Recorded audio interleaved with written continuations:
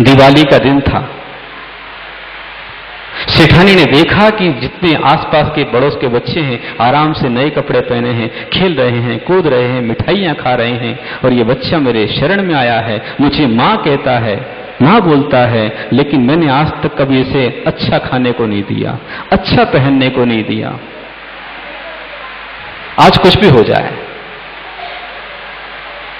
मैं इसे अच्छे कपड़े दूंगी। उस सेठानी ने स्वयं उस बच्चे को पकड़ करके अच्छे से नहलाया, बढ़िया नए कपड़े पहनने को दिए और भरपेट खाने को दिया। खूब खाया उसने। और आप जानते हैं कि जब व्यक्ति बहुत खा लेवे तो क्या होता है? ज्यादा हो गया ओवरडोज तो नींद आ गई। उस बच्चे को नींद आ गई। सीजन चल रहा है, दिवाली का त्योहार चल रहा है, सीजन का समय, और सेठ जी दुकान पर बैठे हुए हैं, सोच रहे हैं कि अभी 12 बजे टिफिन लेकर आने वाला है। 12 बज गए, 1 बज गए, 2 बज गए, 3 बज गए, 4 बज गए, बच्चा पहुंचा ही नहीं।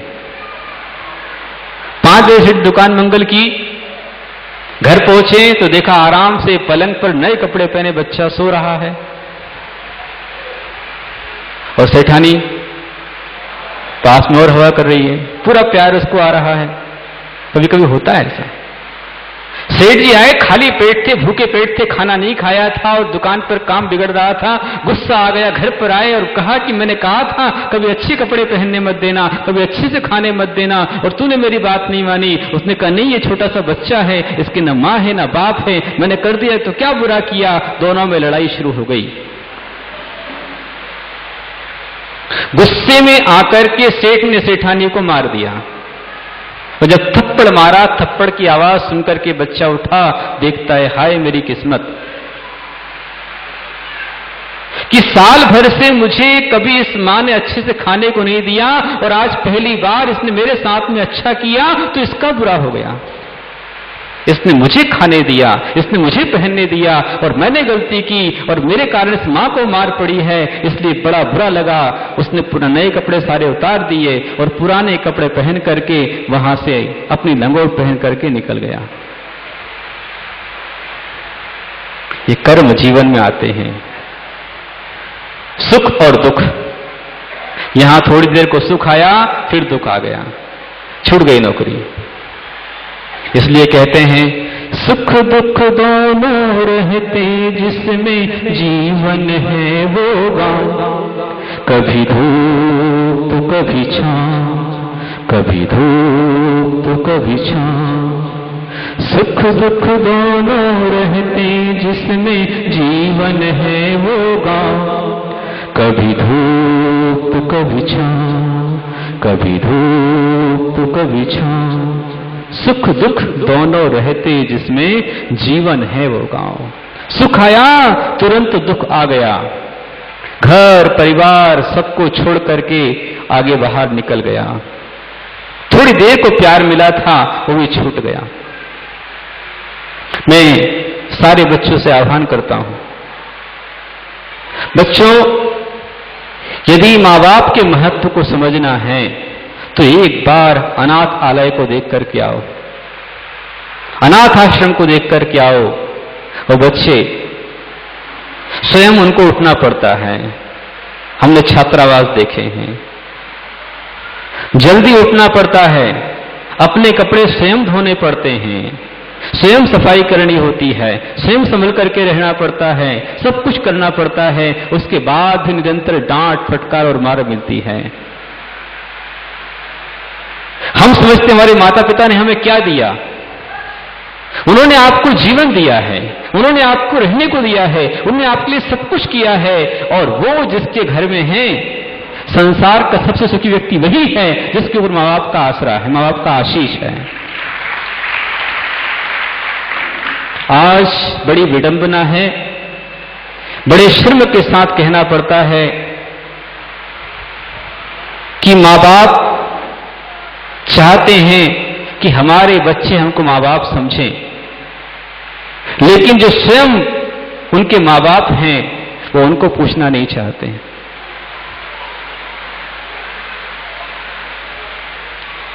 पति पत्नी चाहते हैं कि हमारे बच्चे हमको प्यार करें, लेकिन जो माँ बाप हैं, एक घर के अंदर पत्नी तैयार हो रही, जाने की तैयारी में है, और पति ने पूछा कि मां की शाम की भोजन की व्यवस्था? बोले हो जाएगी। कहां पे हो जाएगी? बोले शाम को ही पास में मंदिर में भंडारा है, वहां पर खा लेगी। मां बाप दोनों ओर निकल गए, बच्चा साथ में बैठा हुआ है, मुश्किल से 4-5 साल का बच्चा है। चलते चलते पापा से कहता है, पापा आप अभी फॉरेन जाने की बात कर रहे हैं, लेकिन बोले आगे मैं भी जब बड़ा हो जाऊंगा तो मुझे भी कहीं मंदिर के पास ही घर लेना होगा। मां ने पूछा क्यों? बोले मां, जब तेरी बहू आएगी और हम घूमने के लिए होटल जाएंगे तब तेरे खाने की व्यवस्था कहां से बनेगी? तब भंडारे में तो जाना पड़ेगा।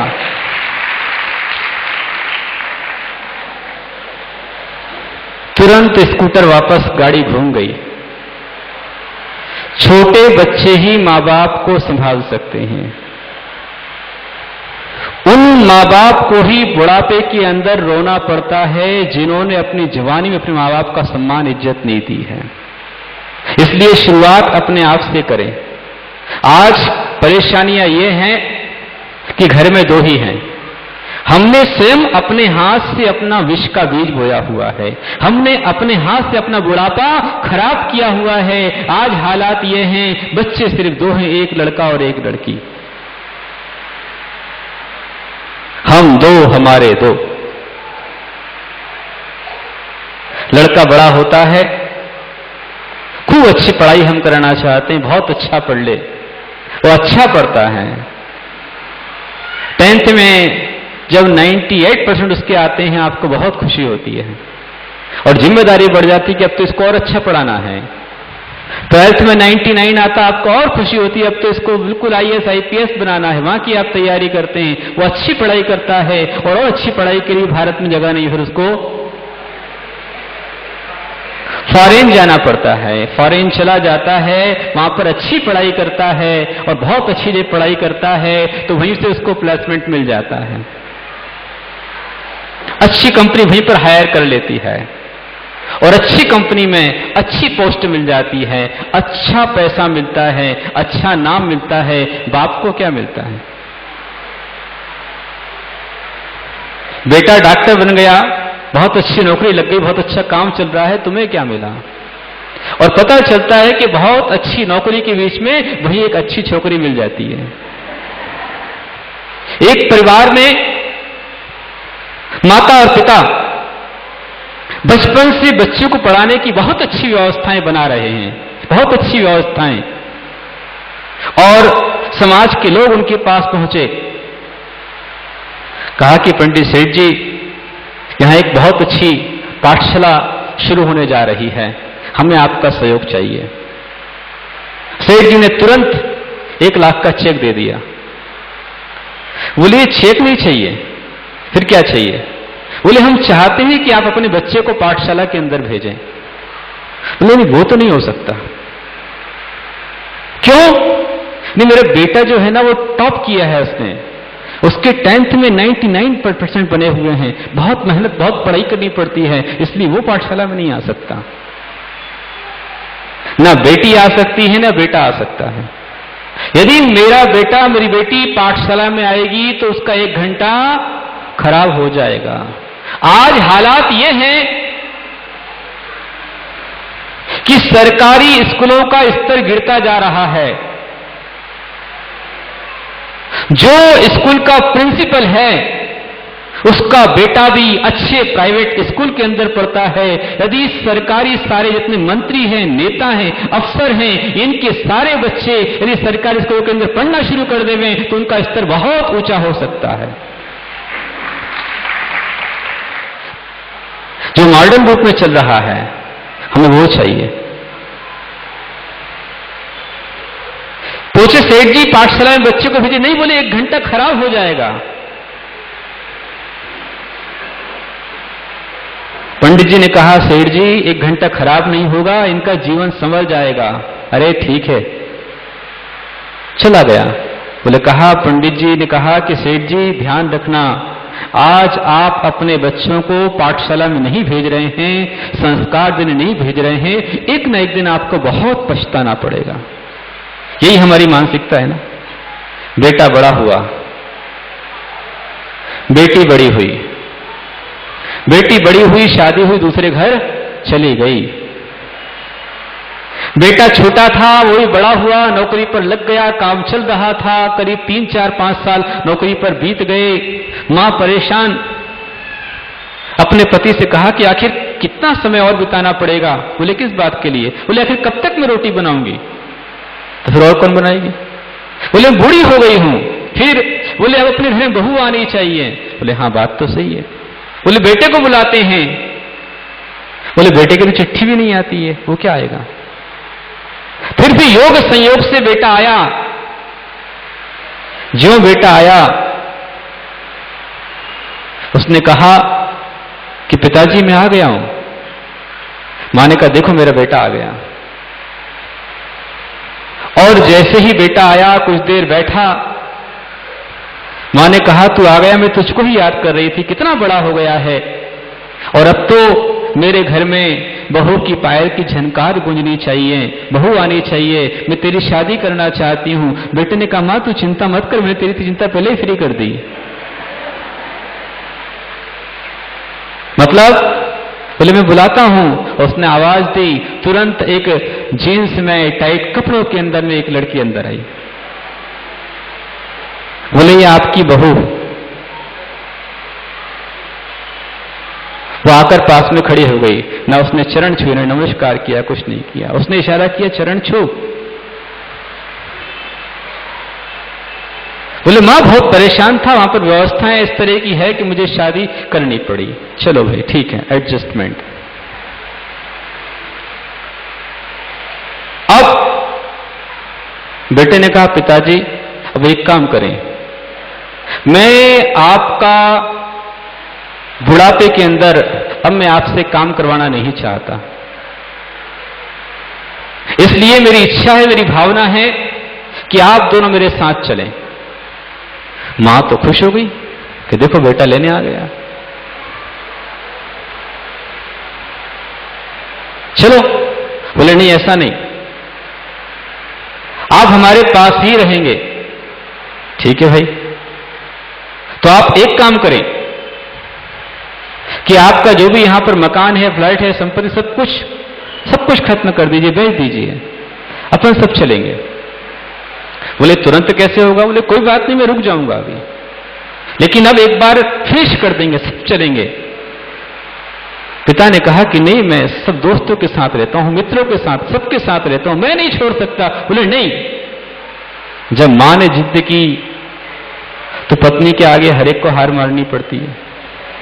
सही निर्णय लेने वाला भी गलत हो जाता है। उसने अपनी पत्नी कहने में आकर के मकान, दुकान, सब कुछ बेच दिया और सबको लेकर के, बेटे और बहू, माता पिता को लेकर के एयरपोर्ट पहुंच गए, प्रतीक्षालय में पहुंच गए, वेटिंग रूम के अंदर पहुंच गए। एक छोटा सा थैला, एक अच्छे से अटैची मां के पास रखी और कहा कि बाबूजी आप थोड़ा बैठिए, हम लोग थोड़ा सा, कितना देर ट्रेन में देर है, कितना लेट है, थोड़ा देख करके आते हैं। और दोनों पति पत्नी अंदर गए। मां बाप बाहर इंतजार कर रहे हैं कि हमारे बेटे और बहू अभी आने वाले हैं, अभी आने वाले हैं, अभी आने वाले हैं। आधा घंटा हो गया, 1 घंटा हो गया, 2 घंटे होने आ गए। एक को पूछा भाई साहब वो जो फ्लाइट आने वाली थी क्या वो नहीं आई? वही पंडित, वही विद्वान सामने आ गया, कहा सेठ जी जो फ्लाइट जिस समय आती है वो फ्लाइट तो अपने टाइम पर चली गई। मतलब मेरा बेटा जाने वाला था, आने वाला था, वो कब का चला गया, आप लेट हैं। उसने कहा सेठ जी जब सेठ जी ने सुना कि मेरा बेटा तो फ्लैट में चला गया, मेरी बहू चली गई, उस समय वहीं धड़ाम खा करके सेठ नीचे गिर पड़ा कि आज मेरे हाथ से मेरा मकान भी चला गया, दुकान भी चली गई, पैसा भी चला गया, और ये बुढ़ापा अब कैसे बीतेगा, सब कुछ चला गया, मेरा जीवन खराब हो गया। पंडित ने कहा, सेठ जी ध्यान कीजिए, जब आप जवान थे, आपके बच्चे छोटे थे, उस समय मैंने कहा था कि अपने बच्चों को आप पाठशाला भेजिए। आपने कहा था कि बच्चों का 1 घंटा खराब हो जाएगा, लेकिन आपने बच्चों को नहीं भेजा, आज आपका पूरा जीवन ही खराब हो गया।